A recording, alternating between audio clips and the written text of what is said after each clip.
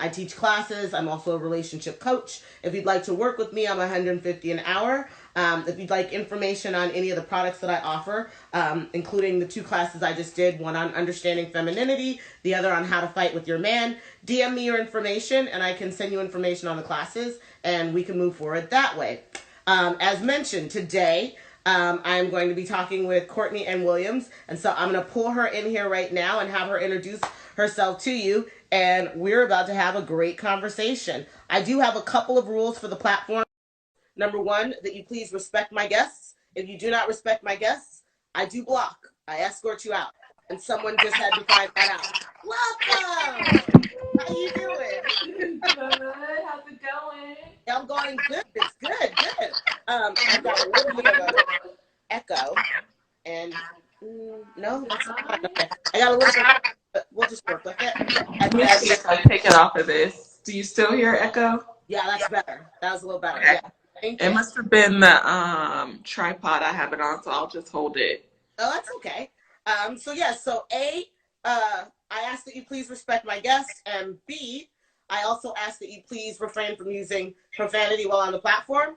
And if there's something you disagree with, it's totally fine to express that in a respectful manner, but respect is just the name of the day. So, Yes. Mark, how you doing? I'm doing good. I miss you. How have you been? I'm doing good. I'm trying to navigate this coronavirus and I know. You're all cute. You're like the only person that could get me in like real clothes and like some makeup. I already know. I'm like, if I'm going on the court, she's gonna be full of makeup. Let me not make myself look bad. Let me just go ahead. No, I feel like I haven't had on makeup and real clothes in like forever. So I don't believe it. The way that you be getting down with your family, I'm like, there's no way. You are always put together, Miss Thing. Not always, but thank you, girl. Yeah. No. Speaking of which, so you guys did the Don't Rush Challenge. We did? Yes, you and some of your girlfriends. And I'm bringing it up because there's an article going around that was on BuzzFeed that said, oh, well, first of all, congratulations, because you guys went viral and you made it room and you know what I mean? So well done, well done. Thank you. That was exciting. Yes. And so I was reading this article with BuzzFeed and it was saying, and it was funny because I think it was written by a white female writer. And she was saying Black women are like handling the shutdown by like dressing up and like being fabulous with their right. You know, when the rest of us are in our bathrobes. So first of all, congratulations for all of you being fabulous, even in the midst of, you know, not going outside. Thank you. Thank you. Know, who came up with the challenge and how did you guys put that together? How did that come about? So it's a group of us. We're all bloggers and we've all developed relationships. We have a little chat. We saw a couple people doing it, so we were trying to think of a way that we could put our own little twist to it. And we hadn't seen any couples, at least that we've seen prior to our video. So we were like, why don't we put a little Black love twist to it? Because we did one with our kids first. So it was all the same bloggers. And we did it with our kids, and then we were all like, well, why don't we kick the kids to the curb and do like a Black love one with our guys? And so we're all like in different areas, cities, states. So of course we all recorded separately, and then one of the girls merged it all together, and it turned out really nice. And it gave us an excuse to get cute with our booze because we were all like bumming like the rest of the world. So it was fun to make, and then it was so fun to see the reaction and everyone just loving the Black love and celebrating it. So we were pleased. Yeah. I love that. I know. I dug it as well. I was also hearing a lot about different representations of skin tone, of hair tones, of natural hair, of all of that, and really just an embracing of kind of everything that Black people are, but also like, you know, aspirational in terms of like being inspirational. And again, so much of what we hear about relationships is so negative that, right. You know what I mean? That just a bunch of beautiful Black people loving each other and being together and having fun. We love that. Yeah, it's so loved, even on the shade room, because we all know the shade room can be It shady, hence can the be name. shady. And the comments are always so hilarious to me. But even there, I mean, like 90% of the comments were positive. Like people just really love to see like Black love and a positive representation of what our love looks like in our family. So it was just great all the way around. Yeah, all I the love that. positive I want to hear a feedback. little bit more about. So you put the thing together. Excuse me. Everybody just submits their video, and you guys clearly coordinate who's gonna pass what to what, so the transitions are proper, right? Right. Well, that we didn't have to get too technical with that. It was basically just like drop the brush. Um, well, because we did the mommy one, so we were like, well, we'll just flip the order for this one. So that's kind of how we decided that. But just drop the brush, and it made it easy for the transition. But yeah, we just all recorded our clip. I think we each did like a 10-second clip. We have a little chat. We just all submitted it to our chat, and then one girl was responsible for merging it all together. Got it. So that was perfection. Well, I really enjoyed that. Yay! So I'm so yeah, glad. thanks for that. That was really awesome. All right. I want to know. You have three girls, and Three girls. you have a little boy, and you guys Yes. are a blended family. Yes. For anybody who hasn't been on before, when we've been on, do you want to just tell us a little bit about your family, and then we'll get into like the conversation? Yeah, so like you said, I have three daughters and a son. We're a blended family. I had one daughter prior to getting married. My husband had a son. We got married, and then we had two little girls together. So now there's six of us. And we just enjoy showing the world how blended families can work. They can be positive, drama free, and they don't have the bad rep that we get. One of the things that I loved about your story, that I think is very inspiring, for any single women out there, or single moms out there, or single dads out there, is the fact that, as you said, you guys both came with bonuses, right? Right. Yeah. Yeah. And so talk to us a little bit about how you guys came together, and what your experience was in terms of, and I know we're recapping, but just so people are familiar with it, what your experience was kind of dating as a single mom. Yeah, so I was a single mom for about 2 to 3 years before we started dating.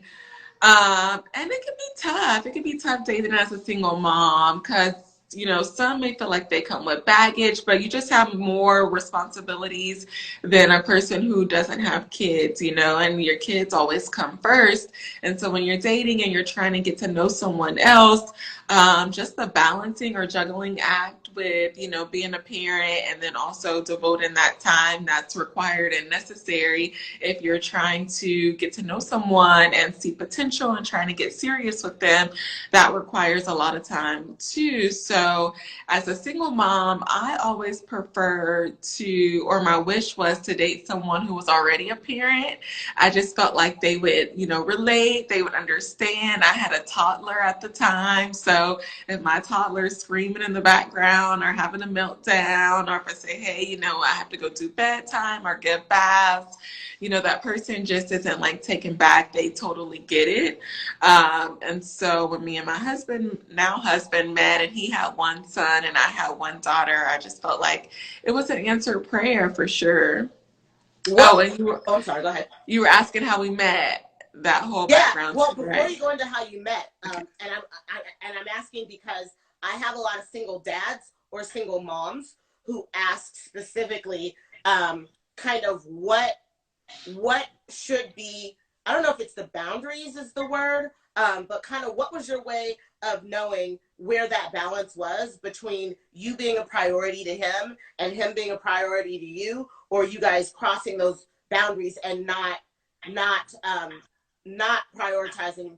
How am I saying this? I don't know how to explain this. I find myself at a loss for words. Basically, a lot of single moms and single dads, when they come on the platform, they're like, either they need to be a priority to the other person and they feel like the children are coming first, or they feel like the other person is not understanding that they are, you know, a single parent, and so this is the way that they need to parent. So I guess what I'm asking you is, what's a healthy kind of balance between, you know, having enough time for Courtney, but also having enough time for my little one as a mama as well? And how did you navigate that while you were dating?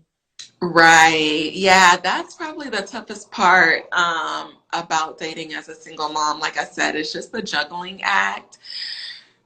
For me, what worked is really just having a system, having a schedule. I know, it was get off of work, pick up from daycare, do dinner, do baths, read a book, spend quality time, put her to bed. And then, I had an hour or two to devote to, talking on the phone. Me and my now husband, we were long distance when we were dating. And so all we had was the phone.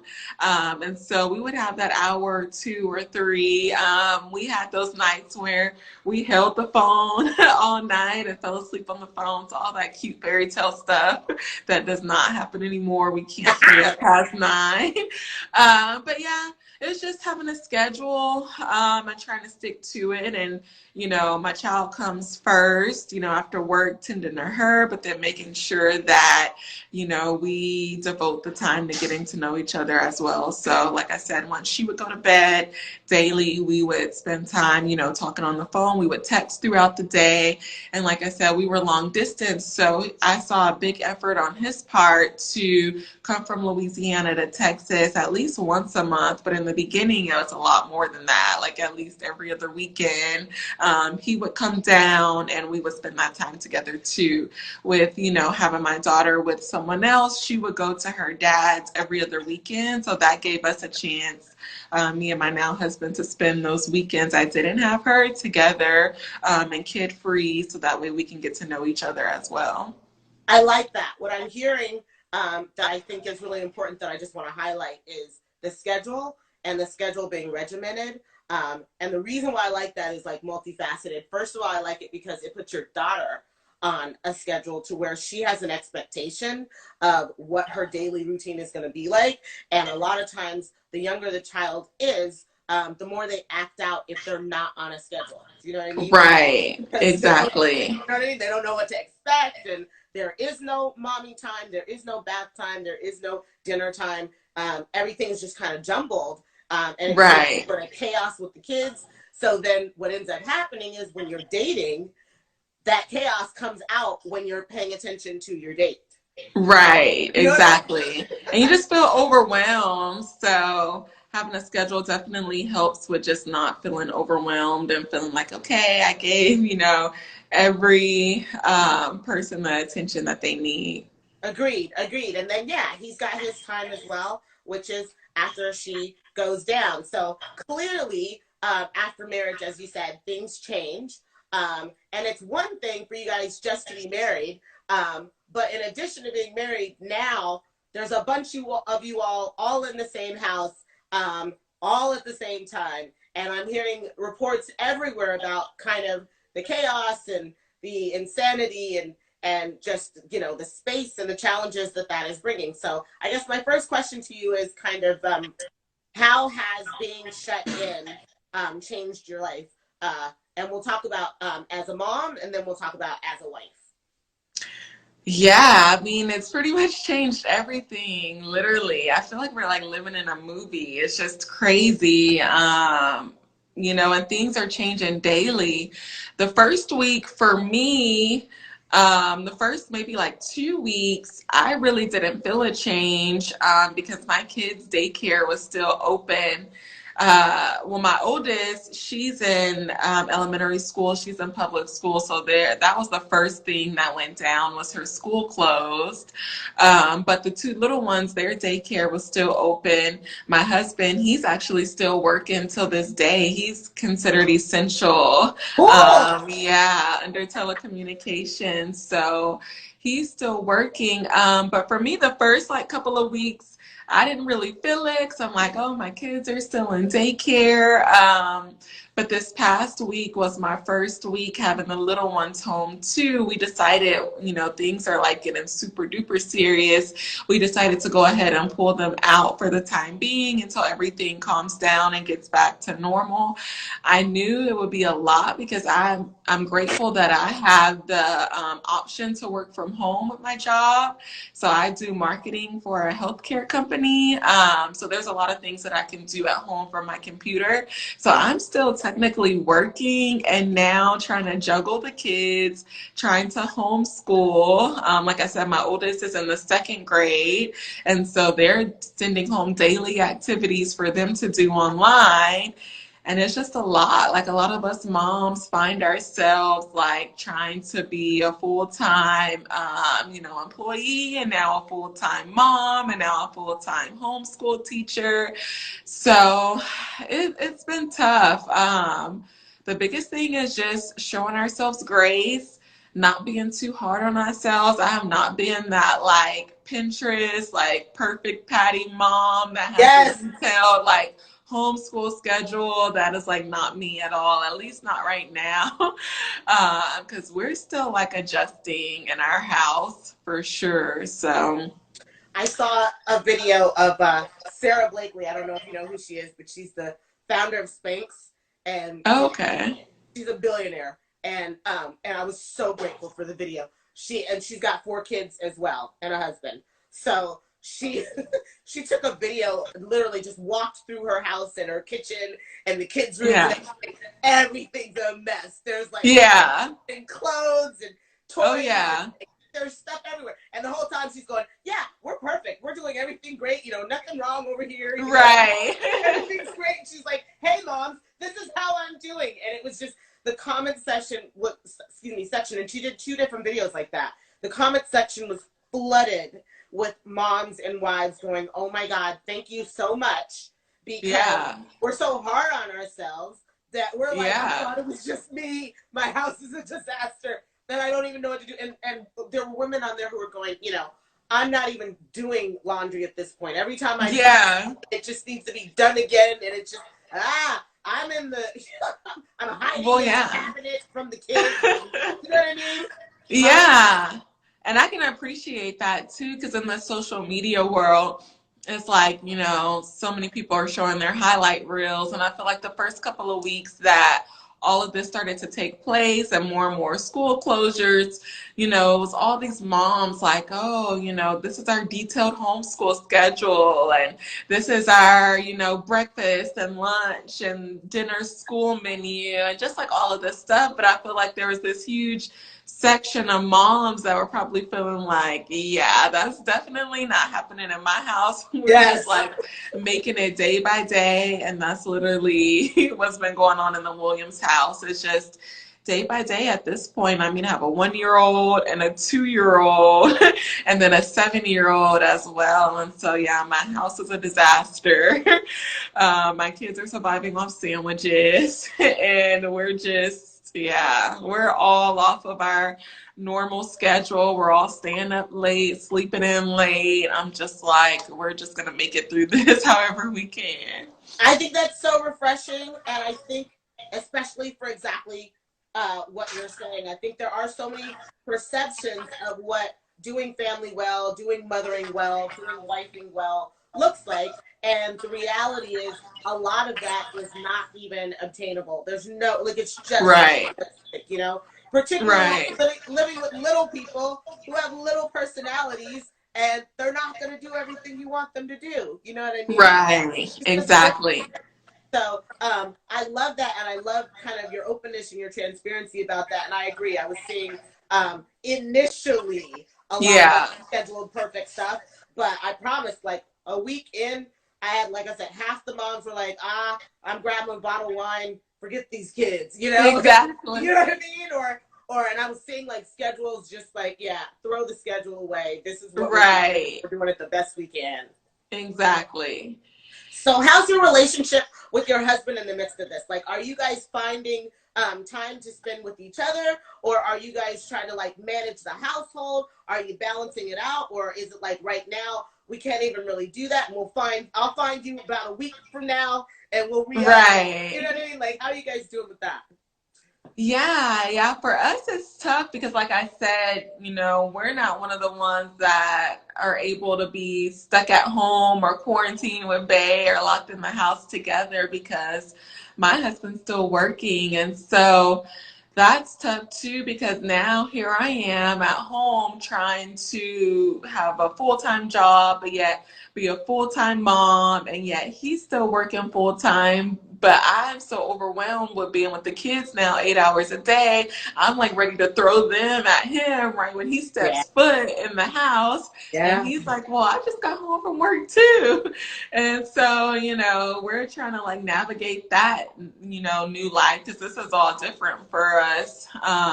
Because, our kid, my oldest, like I said, is in school. The two youngest are typically in daycare. So we're able to both work during the day, then come home and double team and tag team, the evening responsibilities.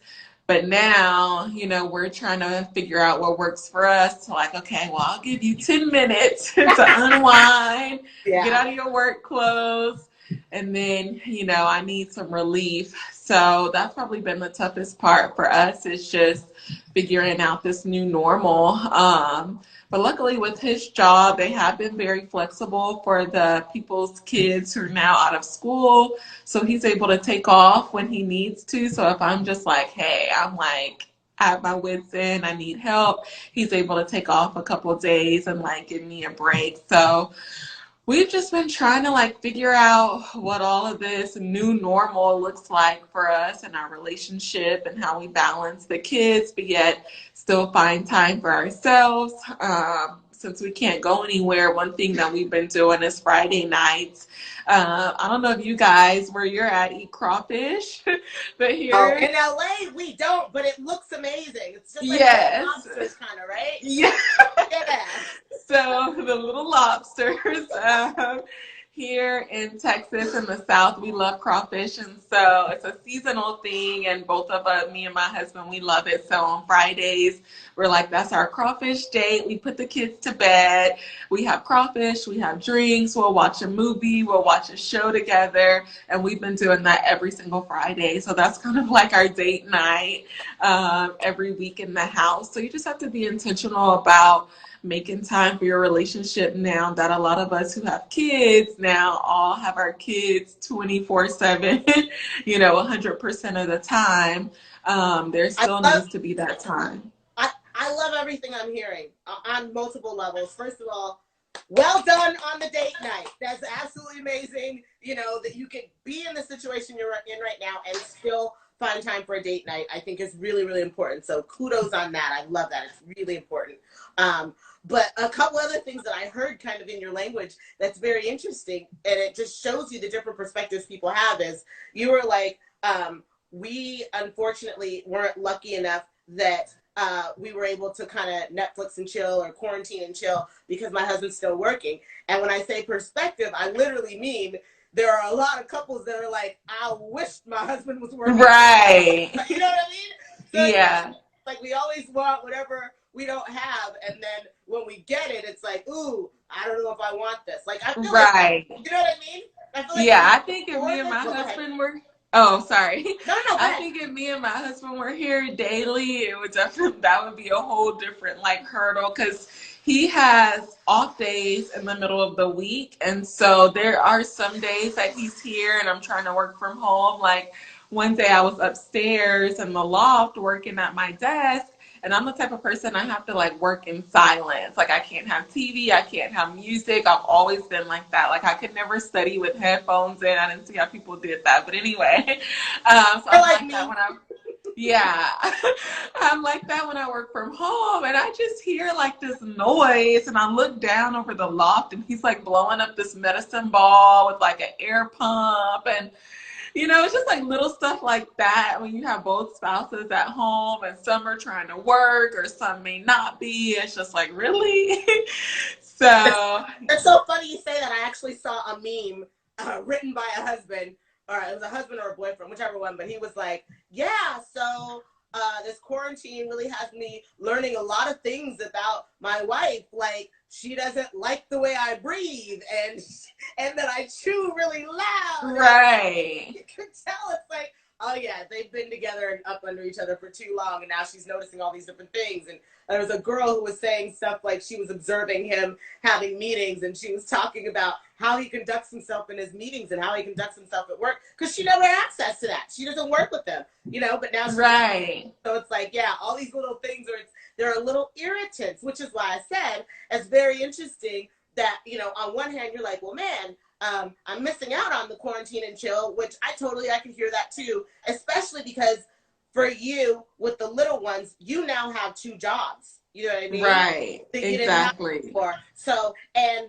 you have such a supportive partner was the other thing I heard, which I really like, that normally you guys, the kids have time away, and then when they come together, you guys are tag teaming because you guys both kind of have the same schedule. Well, now right on an extra job, so you're like, yo, dude, 10 minutes and then get in here and relieve me. Right. You know, get me out of here. So I like that, but in saying that, it sounds like partnership is central to you being able to be the kind of wife and mom that you need to be. And so talk to the ladies a little bit about how you picked your partner and how you knew, that he would be good for sort of this time in your life, like for a long-term mate who would be emotionally available and who would be even understanding of what would be needed in terms of him helping you and assisting you as well, so you don't feel like you're overwhelmed and you have a partner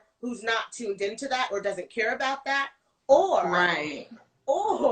one of the things that I hear a lot, particularly in Black families, when there was like a single mom, if the husband was raised by a single mom, is many of the moms are super moms. And so they might be 3 children and 2 jobs, and got a master's degree while they were at it. And so then you end up with a partner who, that's what his mother modeled. So then when you've got, 3 children and you're working your job and you're going, I'm overwhelmed, he's going, I don't get it. My what's wrong with you? Yeah. So talk to me about partnership, how you picked a partner, how you knew, oh, he's going to help me to shoulder my load. He's going to actually be a good assist for me, and he's going to make me feel safe and loved as a woman so that I can do my job and bring him my best too. Right, exactly. It's so funny. I just did a post about this exact thing probably like a week or 2 ago, just about how when I got married, I wanted a partner. I didn't want someone to help me. Like, I wanted a partner because I know so many wives and so many moms who the husband is just like an assistant, like, oh, he helped me today, or oh, he's babysitting his kids. And I'm like, no, we both live in this house. You don't want to live in a filthy house, do you? We both made these kids, and so we went 50-50 on these kids, and so we need to both do 50% of the work. And one of the things that really attracted me to him in the beginning was I saw how much of a hands-on dad he was, because he already had a son. And so that was probably one of the top things that attracted me to him while we were dating, was just how involved he was with his son, how hands-on he was, how he had him all the time. He wasn't one of those every other weekend dads when they were living in the same state at the time. And so I knew, that I had a good catch when it came to just him, like, being hands-on with the kids and the housework. Like, he's in the thick of it. Like, he's cooking, he's changing diapers, he's mopping floors. Like, he does it all. He's like Mr. Super Dad. Honestly, I feel like he probably does more with the kids than I do. Say that again? Yeah, I know, right? He's gonna be like, remember that on that day you're like overwhelmed. But yeah, I'm just grateful because I hear even some women who are like, oh, my husband has never even changed a diaper before, and the kid is like 5, or things like that. And if that works for your household, then hey, that's fine. But for me in this household, like, I knew I needed a partner for sure. And so yeah, I would say look at those signs and have those conversations. Because even, let's say, the guy did come from a household where his mom did everything But I feel like if you guys have those conversations while you're courting, like this is what, I see our family structure looking like, or what I would want to see like my household, or when me and you get to the point where we're raising kids together, this is how I would like to see it. I want it, to be a partnership and not you just helping me. Then you save yourself a lot of frustration and resentment down the line. Because I know a lot of wives and moms are very like resentful just from the pressure or the expectations that's on wives and moms, that we're supposed to do it all, and all the men have to do is like get up every day, go to work, and that's it, and bring home a paycheck. And it's really hard. So I am grateful that I have someone that's a partner for sure. Like he put all the kids to bed tonight. So I can get ready for this.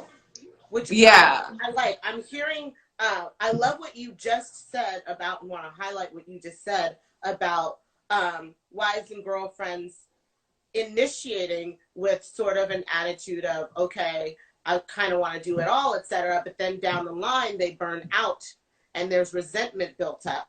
And it's right. There's kind of no structure put in place initially in terms of what your expectation was going to be for this man, or maybe unrealistic expectations. Maybe you thought that you could keep that up, and then you get into it like, whoa, this isn't working the way that I thought, and I have a job as well, and so, can we go to negotiate? And then oftentimes the men don't want to negotiate at that point because they're like, wait, we set it up like this. Why are we changing things? Do you know what I mean? Right, exactly.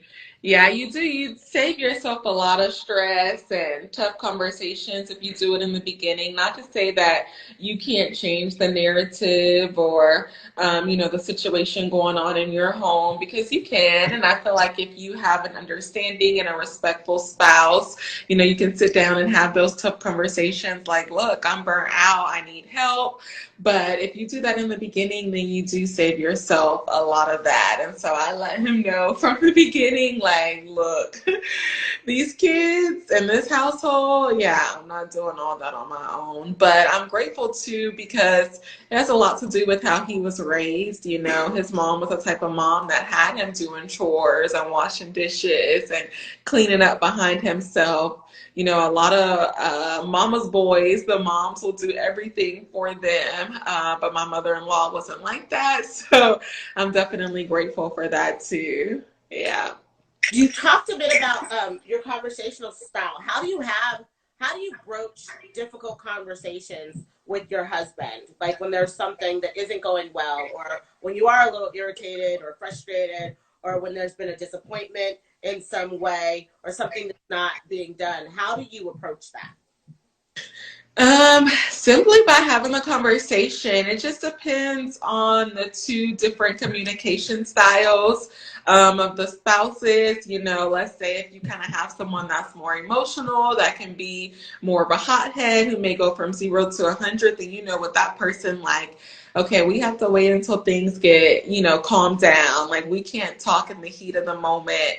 For me, I'm the type of person, I kind of shut off, and in my head, I'll say, oh, I just let it pass and we move over it. But then I found that a lot of stuff piles up.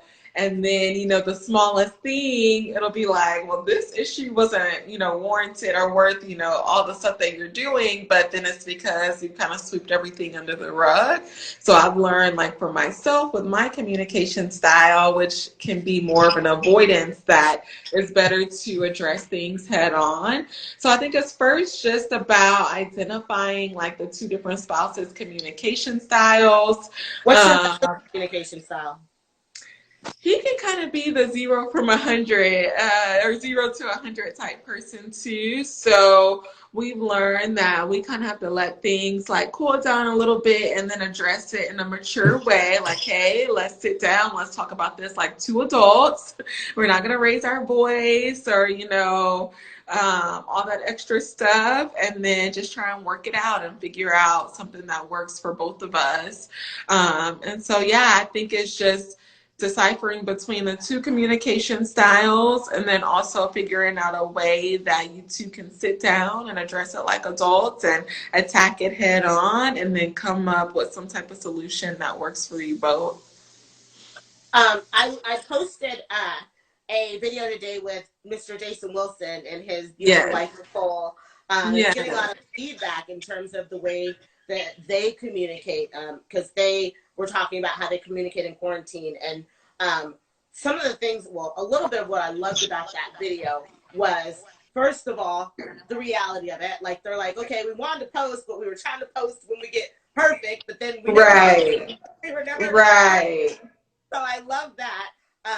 But then going into their conflicts, they reached a point in their marriage where they were considering divorce, and it didn't have anything to do with money or infidelity. Nobody was cheating. No one was gambling or, like wasting the funds from the marriage. There was no, physical abuse, etc. But it was just about connecting. And really, there were a couple of things he said that I thought were really fabulous. One was the idea that men don't sit with their thoughts and excuse me, they don't sit with their emotions, not their thoughts, because they sit with their thoughts a lot, but that they don't sit with their emotions, and so they're not processing their emotions, and then as a result of that, they don't know how to connect with you, and things build up inside of them because they're not processing. And then it comes out in, in the way that you communicate with your spouse, etc. But they don't necessarily, because they're not plugged in emotionally, even really understand what's going on. And then the other thing from her end was that because she kind of had an idea of what she wanted in a man, which was, you kind of want a thug because you need to know that he's protected, or you're protected when you're out with him, and that, he's not going to be weak, etc. But at the same time, she wanted a really good guy. So just for him to have sort of an edge of, I can protect you, that type of a thing.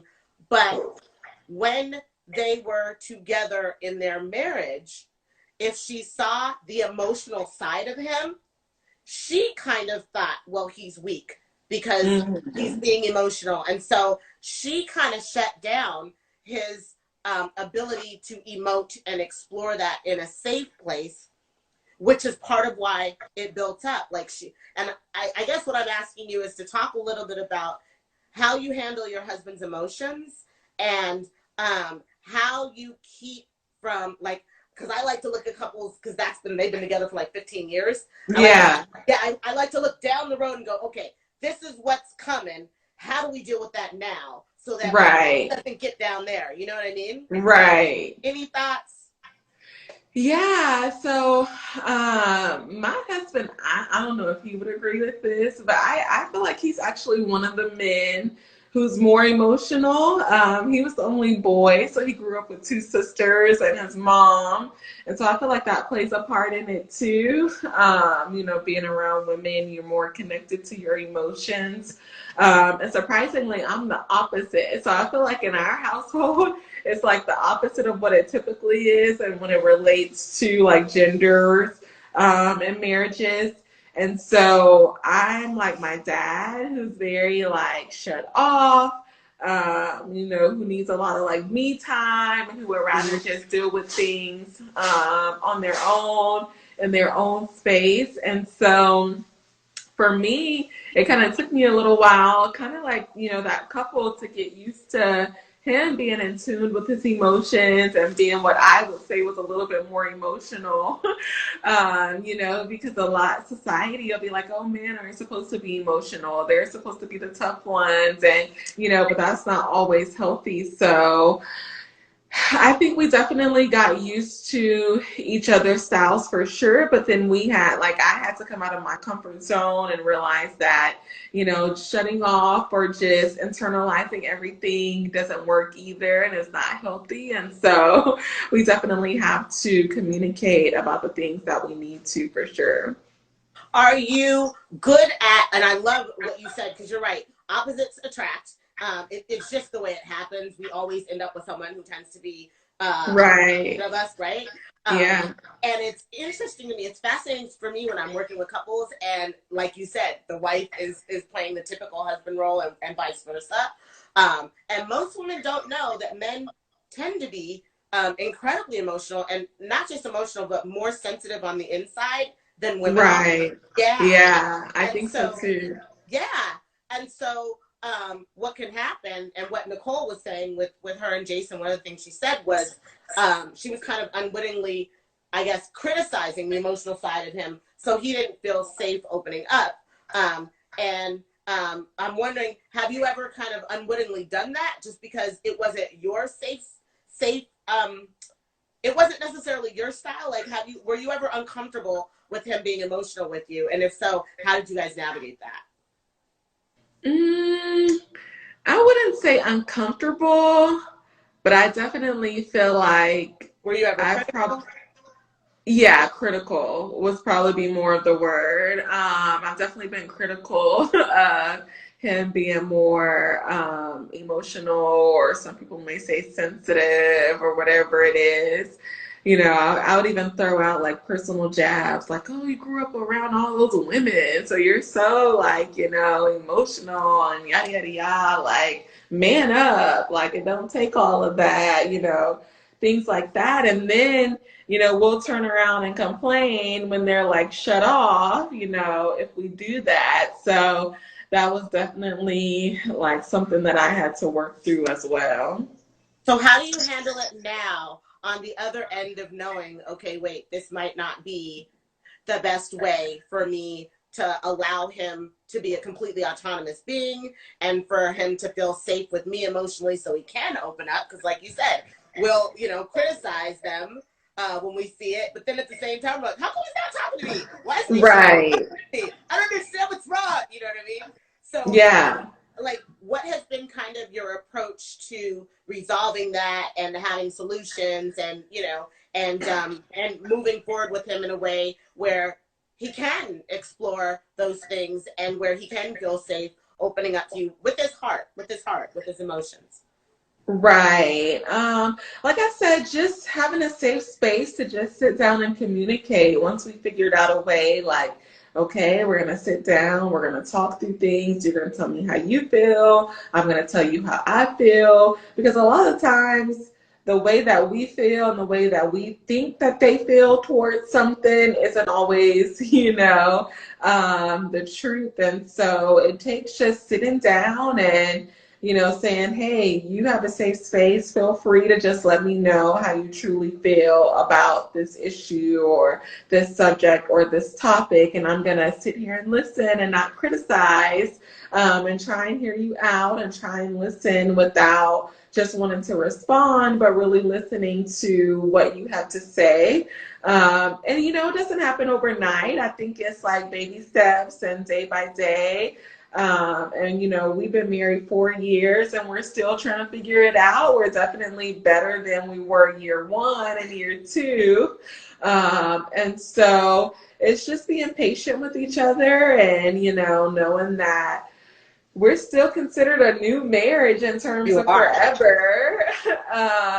4 years isn't that long when you're talking about forever. So just being patient and knowing that we're still trying to figure it all out too. So just showing each other grace through it all. What would you like all of the women today who are listening to know about you and about marriage in general during this quarantine time? um, just have grace with each other, with yourself, with your spouse, with your kids.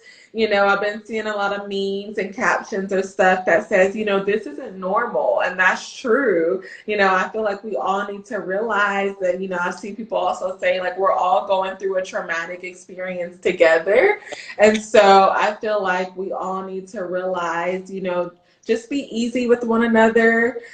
Just show grace. We're all in different situations, but we're all being affected by this in some way, shape, or form. Like we mentioned earlier, me having to juggle now working full time, being a mom full time, my husband having to juggle, going out there. His job requires him to be in and out of people's homes. So even the fear and anxiety and stress that may come with the situation, then having to come home to a wife who's like worn out and throwing the kids at him. So we're all just trying to like figure it out together. But I would just share with all moms and wives, just grace. That would be my key word. Patience, and just be easy on ourselves through it all, to breathe one foot in front of the other and take it day by day. You may have a good day, you may have a tough day. I feel like I was like positive Patty in the beginning of all of this, like, well, I'm just going to be positive through it all. And now that we're on like week 4, there's some tough days too. So allow yourself to feel how you're feeling as well, but just don't stay in that space for too long. I agree. I totally agree with that. I like the grace, and I like the give yourself permission to feel whatever it is that you're feeling, Right. honest and real about that, because it's not always going to be positive Patty, Right. That's okay. Exactly. Yeah. Yeah. Okay. Well, tell my audience a little bit about your blogging and, what can they expect from you? What are you working on? Tell us a little bit about what you have going on. Yeah, so I don't know if we mentioned it, but I blog, guys. So my blog is just my name. It's CourtneyNWilliams.com. I'm a mommy blogger or family blogger. So I talk about all things single motherhood, blended families, marriage, fashion, faith, and all of that. So you can check me out on Instagram. It's just COURT at Court in Williams on Instagram, and my blog is in my bio.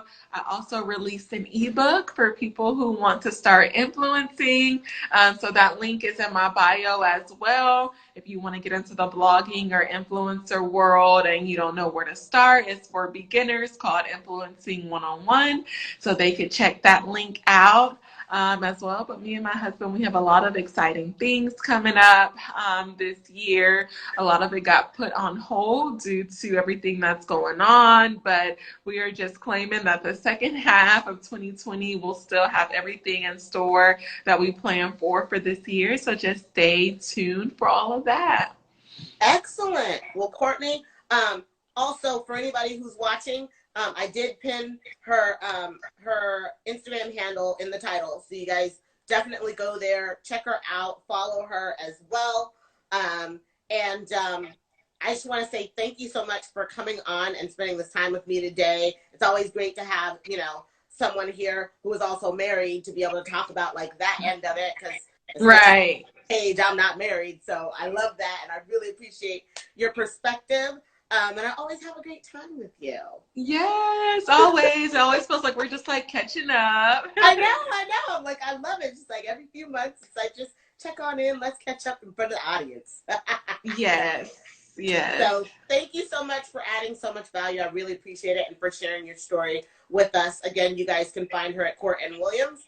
And tomorrow I will be back with Dr. Nicole LaPera, and we're going to be talking about trauma bonds and how people end up in some of the not so great relationship dynamics because of what was done in our childhood, or the kind of families and situations we were raised in. So we're going to be looking at that. So that'll be good. Yes. Yeah. If anybody wants to come back tomorrow, we'll be doing that. And then Thursday we're on with Pastor Jerry Flowers. So you have a good week lined up. No, I'm loving all the relationship talks. I'm like, I just want to do this all the time. Right.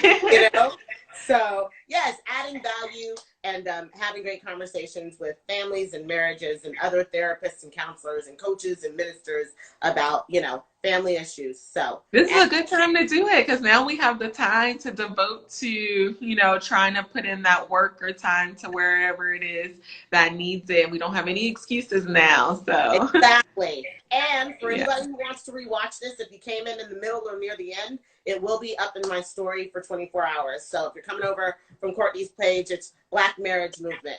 Tomorrow will be 5 p.m. PST, 5 p.m. Pacific Standard Time. And the next day, I'm not sure. I got to find that out. But thanks, everybody, for joining us today. I appreciate you, Courtney. It's always a pleasure talking to you. And I will see everybody tomorrow. Yay! Thanks for having me. Bye, girl. I'll talk to you later. All righty. Bye-bye. All right. Bye-bye.